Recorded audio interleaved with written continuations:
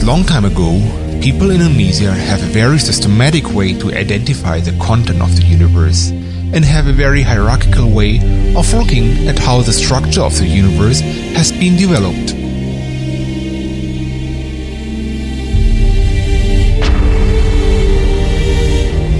Since long time ago, people in Indonesia integrated astronomy into their beliefs. Starting from Papua, there's a small island that always lives in the darkness. There lived Rangga, a young man who tried to break the sun with the guidance from a fairy forest.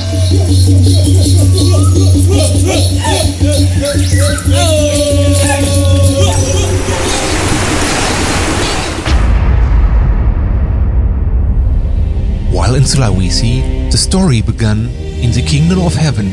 Datu Patotok, the ruler of the sky, sent his beautiful daughter down to earth to become rice. People praise her as Sanghyang Sari, the god of rice.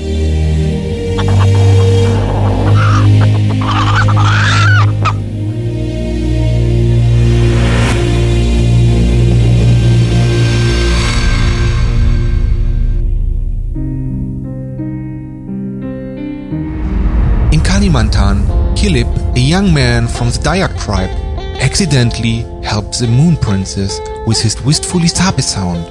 In return, the Moon Princess granted Kilip a wish and showed him the world as he could never imagine before.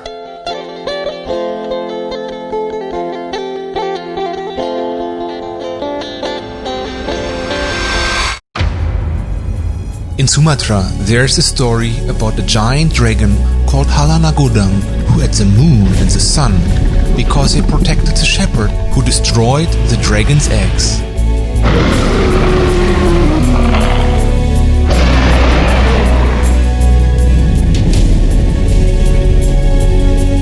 Last in Java, there's a story about an eclipse. There's a giant demon called Kalarahu who tried to eat Bathara Chandra, the sun, and Bathara Indra, the moon, because he knew he had stolen the Tirtha Pawitra.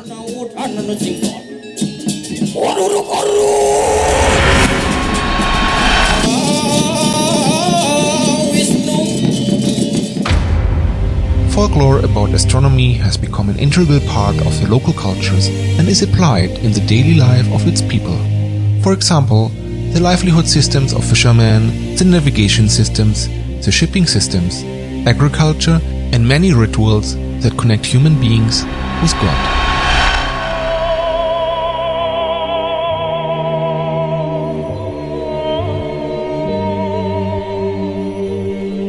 Yabe itu mereka punya paham itu seperti naga.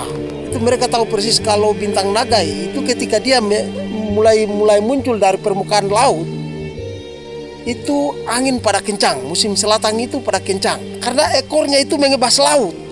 Dia takut jangan sampai ada ikan besar yang terkam. Jadi tunggu sampai dia naik sudah jauh.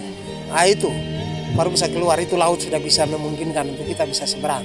Ada bintang yang mereka kasih nama Tarmur. Tarmur itu telur muda. Segala jenis ikan, penyu, semua itu pada bertelur. Farwati itu serumpungan bintang yang memanjang. Dia menandakan musim pancaroba. Kalau Windarwan itu ikan tidur mati. Mereka tahu, wah ini bintang ini, oh malam ini ikan tidur mati. Mudah ditangkap. Ini dia tidur mati.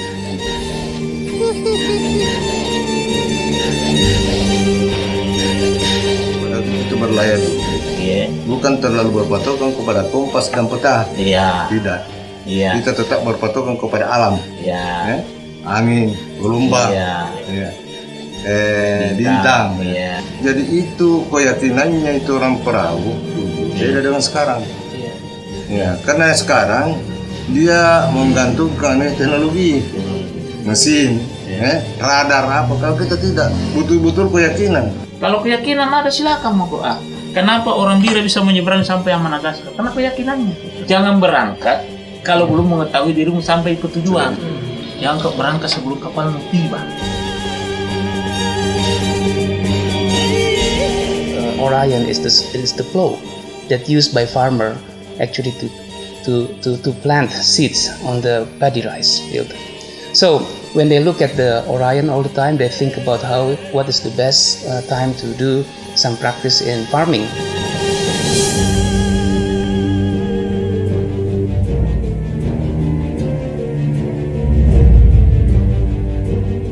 Candi Borobudur dibangun di abad ke-7 Masehi. Di masa itu bintang Polaris masih terlihat dari Pulau Jawa. Jadi dulu Gunadarma yang membangun Candi Borobudur, dia berdiri dari atas bukit menoreh dari arah selatan Candi Borobudur dan dia melihat ke arah bintang itu, dan dari sana dia bisa mengarahkan para orang-orang yang membangun candi tersebut agar arah candinya sesuai dengan arah rotasi bumi.